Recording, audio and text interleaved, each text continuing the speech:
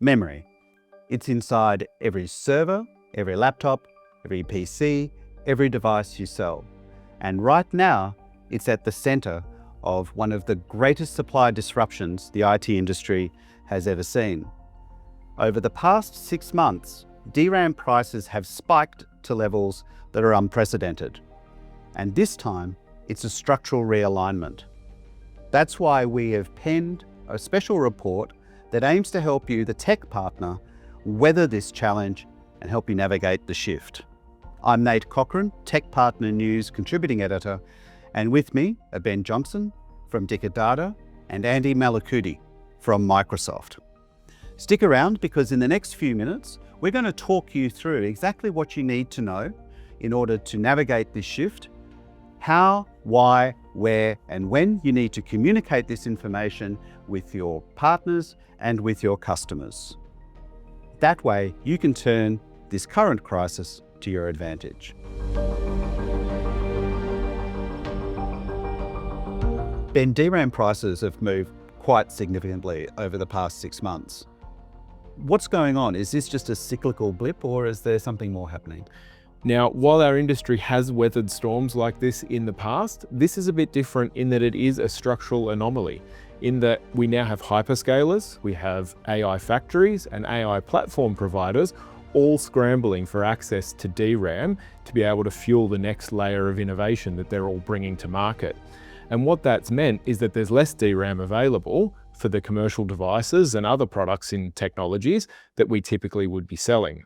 And so that's pushed the price higher. What are the practical ways of getting around the fact that there isn't enough memory in the channel and what is there is rapidly growing in price? Intel came to market with this standout technology in their Lunar Lake platform where they essentially moved the memory on package, which was a really big new technological shift. So there is a very narrow window right now where there is Lunar Lake stock available, and it is in some cases more competitive than buying devices that don't have the memory on package. Andy, I might bring you in here in a moment, is the need to have enough memory headroom in order to run Copilot and Copilot Plus and all that other great AI stuff. How does Microsoft view Lunar Lake or similar types of technologies in order to get past this memory bottleneck that we're in at the moment? Look, when we introduced Copilot Plus PCs a little under 2 years ago, we effectively drew a line in the sand in terms of a standardized new category of PC. And it was a category of PC that was specifically designed to run AI workloads on the device itself and also in combination with the cloud in a hybrid scenario. When we designed Copilot Plus PCs, we set the minimum RAM requirement at 16 gigabyte. And that's not changing.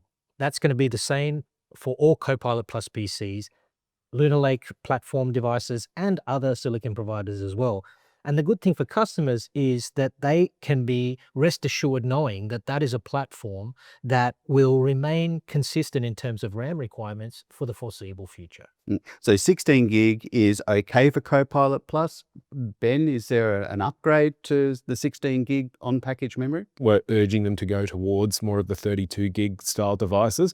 And just due to the configs that are available right now, some of the 32 gig configurations are actually more competitive in terms of pricing, and the availability can be better. Now, I understand that Microsoft can only talk from your own perspective, but what would you say to partners out there who have customers with third-party ISVs or other sort of software platforms? They should definitely check with their ISV vendors to make sure that they're meeting the minimum requirements for those devices.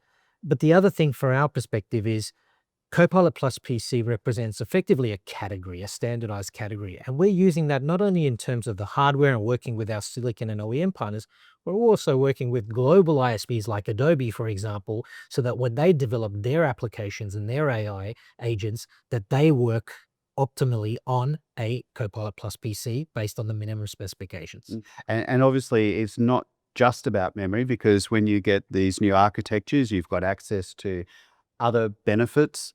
Security, I'm hearing, is a big one. What's Microsoft doing with regards to security on some of these platforms? Yeah, so Microsoft Pluton is a architecture that we worked in collaboration with all our silicon partners to develop, which allows us to provide a higher level of security on the TPM chip itself, which allows us to update that using Windows Update so that we can maintain security, not in terms of just current threats, but also emerging threats. So you're getting a higher level of security with Copilot Plus PCs as well. Ben, for the partner out there saying, yes, I've heard what you have to say, but what can you do to help me convince my customers about this opportunity with Lunar Lake?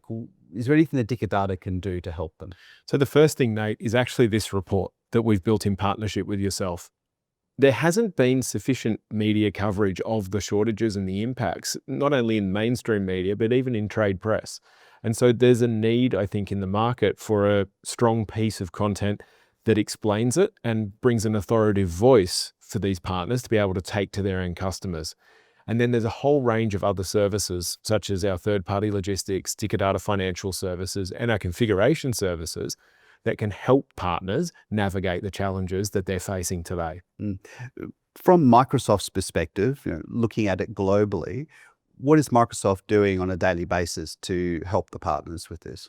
So we're working very closely with our OEM partners to make sure that we've got the supply available from a global perspective, from an Asia regional perspective, and then down to a country level for Australia and New Zealand perspective as well. Making sure that they've got the right devices, the right supply being shipped into country so that it meets the demand that our customers require. It's going to be a bit of a shift for some customers and their partners. How can you help them get some of those deals over the line? Yeah, I think it's about firstly looking at alternatives and flexibility within the ranges that you're looking at. We have a dedicated configuration center here at our head office in Kurnell, and that's a place where we're able to change the configuration of devices to meet the specifications that your end customers need. So lean into us and work with us and be flexible around that so that we're able to get you the right spec device at the right price, also in the right amount of time. The next thing is to look at our third-party logistics services. That's where you buy the units as a partner, and then we store them here at our head office for you and ship them out as you need them to be shipped. And once you buy that stock, we can't touch it. It's segregated and it's yours and it's put away. That's a really good, safe way of managing the stock at the moment. We can also look at our Data financial services, where we can amortize the cost over a period of time to help your partners, help your end customers with paying those devices off and dealing with the price shock that they may be feeling right now. In what ways can partners themselves beef up their game so they get a little bit more visibility with you and they can be the model partner in order to be in the right place at the right time to capture some of these opportunities? The right partners, or the best partners right now, are the ones that are sharing their pipeline openly with us, and we treat that in 100% confidentiality. But the most important part of that is it allows us to plan our pipeline and our stock ordering with the vendors that we're working with so that we can ensure we have more than enough to cover their needs with what they're doing. The other big benefit is the partners that are actually bringing us into the conversations with their end customers to support them in this journey, because there's a lot of uncertainty around it. And Data brings an authoritative voice to the end customer to help support those partners in what they're trying to deliver. And ultimately, we can wrap ourselves around the customer and the end user to deliver a better outcome for the channel in general. Andy, is there anything from Microsoft's perspective or that you've seen from your many years in the channel about what makes the model partner in these sorts of circumstances? I think the number one thing that our partners need to really be driving right now is open communication. Open communication, firstly with Data to make sure that they're giving visibility in terms of their pipeline and the customer opportunities, and then what requirements they have from a device perspective. But then also open communication with customers. Unfortunately, this dynamic pricing that we're seeing is probably going to continue for the foreseeable future. What are the key takeaways, Andy? There's an opportunity for partners at the moment, and the opportunity lies on helping customers see the urgency to drive accelerated device refresh. Unfortunately, prices are continuing to increase. So from a customer perspective, it's in their best interest to bring forward some of their device refresh, some of their purchasing. And it's an opportunity for our partners to bring that information to customers.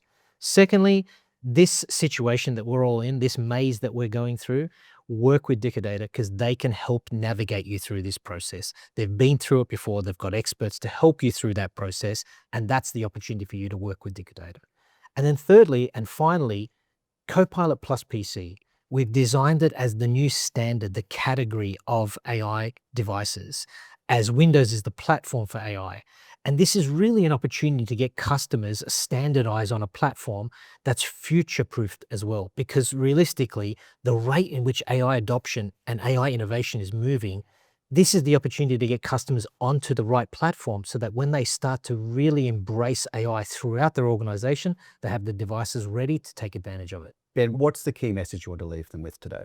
So there's a couple of key messages, Nate. The first one is to keep calm and carry on. Our industry has been there before and we have dealt with these cycles.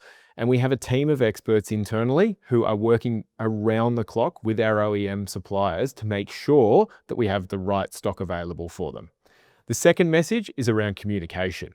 They need to be on the front foot with their customers explaining the impacts of the DRAM shortages. They need to be out there sharing content like this report to take an authoritative view to their customers to educate them. And the third thing is around the communication back to us as a distributor.